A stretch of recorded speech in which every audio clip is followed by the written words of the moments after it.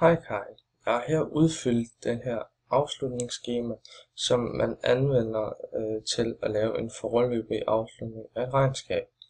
I den første kolonne her er saldobalancen, derefter kommer efterposteringerne, så kommer resultatopgørelse og til sidst balancen.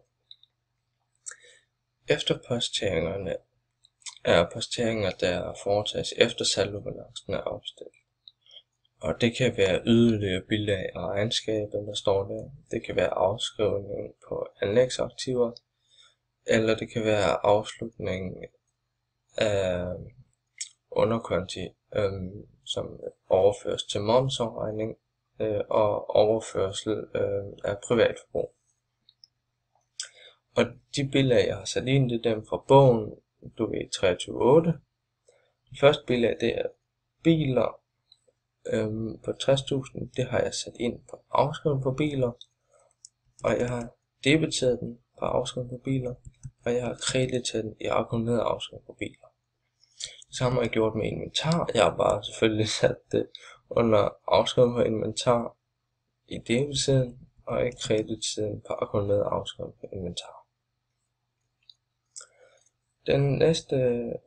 Det næste bilag er varelaget optalt til. Der har jeg ikke skrevet de 1,6 millioner, jeg har skrevet 1,4 millioner. Ja, så er jeg så nået til vareforbruget. Vareforbruget står der i billedet, at det er optalt til 1,6 millioner. Men jeg har skrevet 1,4. Det er fordi, jeg har taget det varelager, som der står i bogen, som der står på 3 millioner på varelaget. Men der står jo kun, det er optalt til 1,6. Så jeg har taget de 1,6 og trukket fra de 3 millioner på varelaget. Og det giver 1,4 millioner. Det vil så sige, at der har været et tab på 200.000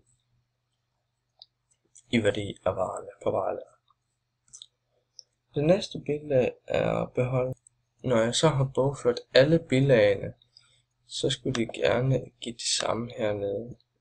Og jeg har lagt dem alle sammen. Jeg har taget alle dem i debitsiden og lagt dem sammen, og det er det der. Jeg har taget dem i kreditsiden og givet det samme på den anden side. Og det skulle godt gerne give det samme, og det gør det. Hvis ikke, så er der en fejl. Så har vi resultatopgørelsen. Der har vi så det tal, der står her. Det står i kredit, det vil sige, at det skal stå i indtægter. Og dem, der står her, de skal stå i debitsiden, skal stå i omkostninger.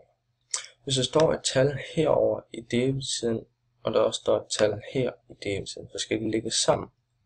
Og hvis der står et tal i debit i den her side, og et kredit i den her side, så er det største tal af de to, der bestemmer, om det skal stå i omkostninger eller indtægter.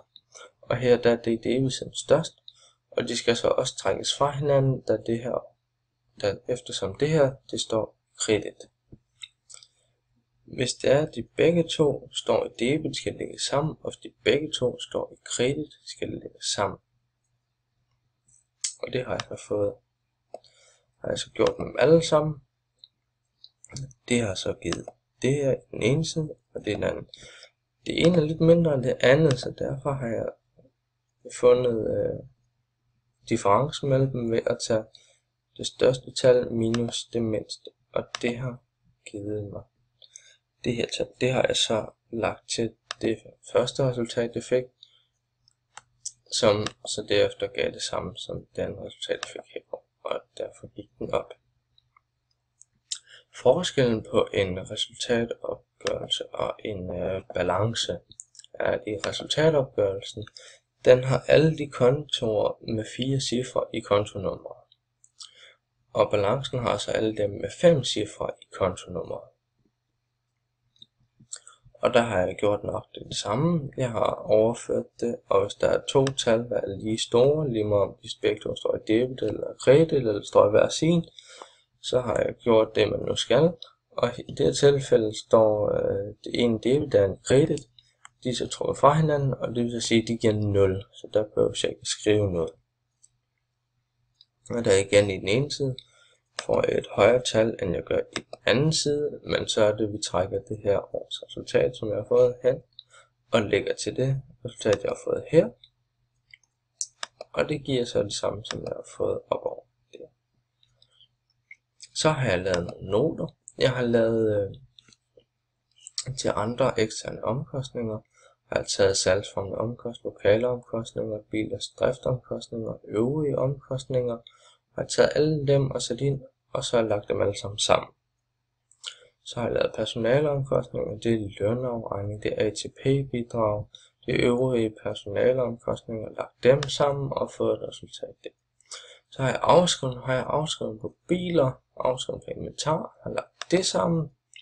Så har jeg en på bare biler med anskaffelsesværdi, altså hvad det kostede at købe. Så akkumuleret afskrivning har jeg så trukket fra anskaffelsesværdien, og det har så givet mig den bogførte værdi. Det samme har jeg gjort med inventaret, har taget anskaffelsesværdien og den akkumulerede afskrivning og trukket dem fra hinanden og fået den bogførte værdi.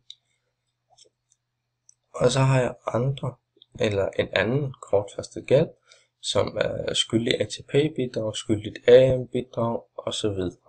Og dem har jeg alle sammen lagt sammen til at få det resultat. Så har jeg lavet en resultatopgørelse. Har jeg taget nettoomsætningen fra afslutningsskemaet, så har jeg taget vareforbruget, så har jeg trukket dem fra hinanden, og så har jeg fået bruttofortjenesten på 4,6 millioner. Så har jeg taget andre eksterne omkostninger, men det var jo om i mine noter, så det står lige her om det tal, jeg skal bruge. Så det har jeg taget og sat ind lige her. Og det samme med personalomkostninger har jeg gået om i mine noter, fundet personalomkostninger, hvad jeg har fået i alt, og jeg har så taget og sat det ind i min resultatopgørelse. Og så har jeg trukket de to tal fra hinanden, og så har jeg fået 819.000. Så har jeg taget bilag 3, som hedder afskrivninger, og sat ind, som jeg har fundet om noter. Og så har jeg så taget og sagt afskrivning minus indtjeningsbidrag. Det giver minus 251.000. Og jeg har ikke nogen renteindtægter, men jeg har renteomkostninger på 7.500.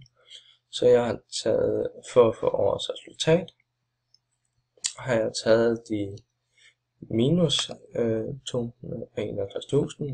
med minus og trukket 7.500 fra, og det giver plus. Minus giver plus. Og der har jeg fået 214.000. Så har jeg lavet min balance. I min balance har jeg biler i den første. Og det har jeg om mine noter, har jeg jo, hvad det er, jeg har i alt på biler, som jeg har taget sit ind. Samme inventar har jeg fundet om i noter, og dem har jeg så lagt sammen, og de giver 800.000 og 815.000. Så har jeg omsætningsaktiver. Der har jeg varelager. Der har jeg taget varelaget om fra afslutningsskemaet, og så det har jeg taget varedebitorer det fra, og så det så har jeg taget periodeafgrænsning og så likvidmangler, så lagt dem sammen. Og så har jeg taget det her resultat, jeg har fået hernede, og lagt sammen det her, og det giver så det her i alt. Så har jeg en egenkapital, der hedder Primo. Det er i starten af året. Der har jeg så 840.000, så har jeg taget overskud, jeg havde fra min resultatopgørelse, og sat ind i overskud. Så i privatforbrug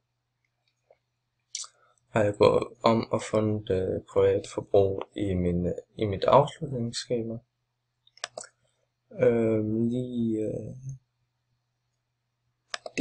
Det har jeg så sagt i minus med årets resultat, jeg har fået her. Det giver et negativt tal, men så har jeg så lagt det sammen med det her årets resultat, og det giver så 42.000. Og det giver så i alt, når jeg så har lagt overskud til mit Primo, og så har trukket de 42.000 fra, det giver så i alt 1.012.000. Så har jeg et langtidsfristet lån på 820.000, så har jeg en kassekredit, en varekreditor og anden kortfastet gæld, som jeg har fået om fra mine noter af. Og dem har jeg så taget og lagt sammen, og det giver alt det her.